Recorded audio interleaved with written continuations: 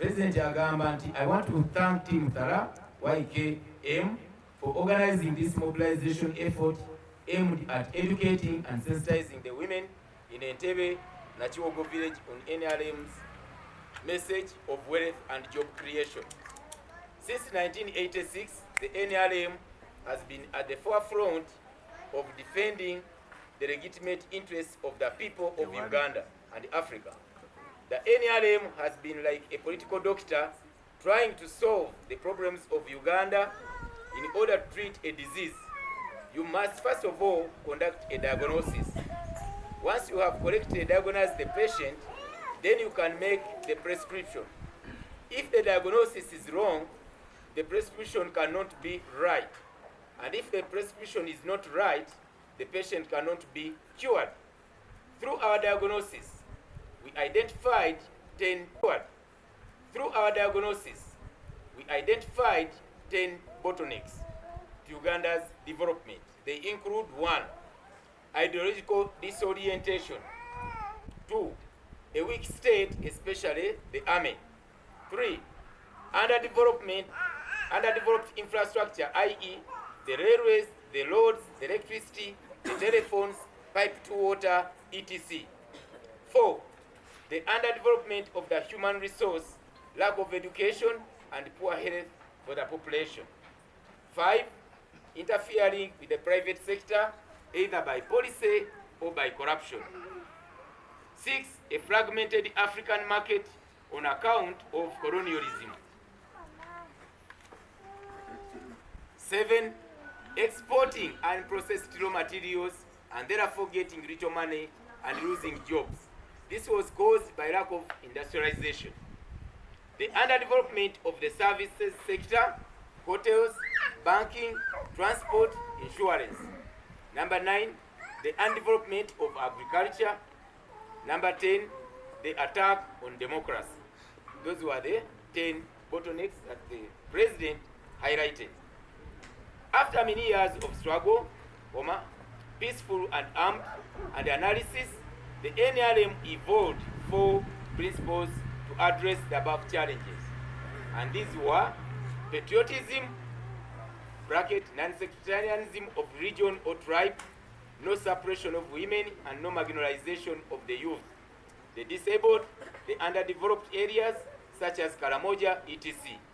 2, pillar number 2 is Pan-Africanism, working for the Federation of East Africa and beyond, as well as the common market of Africa, in order to guarantee greater prosperity and strategic security. The unity of the market of Uganda is not enough to guarantee our prosperity. A bigger market means greater prosperity and strategic security to defend our sovereignty against the imperialists. 3, socio-economic transformation, so as to change Uganda from being a peasant society into a middle-class, skilled working-class society. In order to benefit from Pan-Africanism and from Uganda's unity, the society must undergo a group metamorphosis.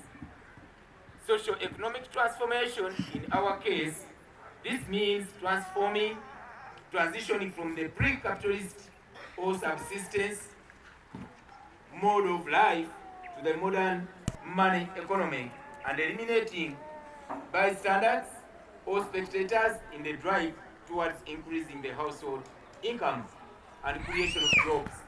As more and more Ugandans wake up and select profitable enterprises in the 4 sectors of commercial agriculture, industries, services, and ICT, production of Uganda commodities and services will continue to go up. Therefore, it is to observe that in the long run, our internal market of 46 million people is not enough. Already, with just little waking up of a few Ugandans, we now have surplus milk, sugar, bananas, etc. Finally, ensuring development of democracy. Historically, the NRM has gained the reputation of being vanguard of change and transformation. We led Ugandans overthrow oppressive and dictatorial regimes. We revived and expanded Uganda's economy and restored democracy and respect for human life and property. We led Ugandans to defend illiteracy, and the killer diseases. Therefore, it is clear that all the NRM-led struggles soon or later end in victory. The war against poverty will not be an exception. With all the people of Uganda, listen to the advice of the NRM. Already there are numerous success stories, especially in areas where the people have followed our advice on wealth and job creation. The message of the NRM is that every household must select an economic enterprise in the four sectors of commercial agriculture, industries, ICT, and services. This will enable the households to become creators of wealth and jobs. Currently, with 3% of the homesteads outside the money economy, they are in the subsistence economy of working only for food. How can one subsistence economy of working only for food? How can one expect to take their children to school or buy medicine and clothes from them if they have no money? Therefore, if you want to build prosperous and stable homes, you must transition from subsistence farming to the modern economy, to the modern money economy. The government has put in place the necessary conditions to ensure the profitability of business enterprises. These include the good roads, electricity, peace and security, integration of the Uganda market to the regional, African and international markets, pursuing policies that favor the private sector, etc. However, these economic advantages that the NRM has created should be turned into jobs and wealth for the households.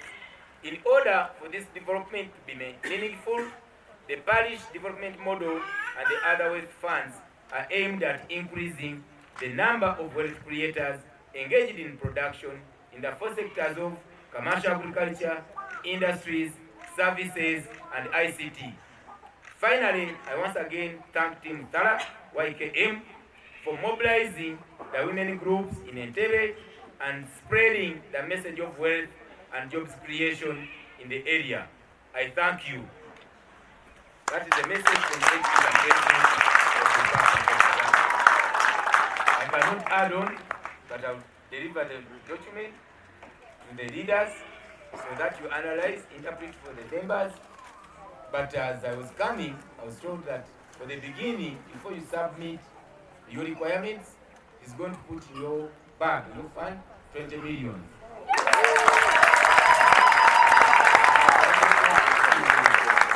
I talked to the national president.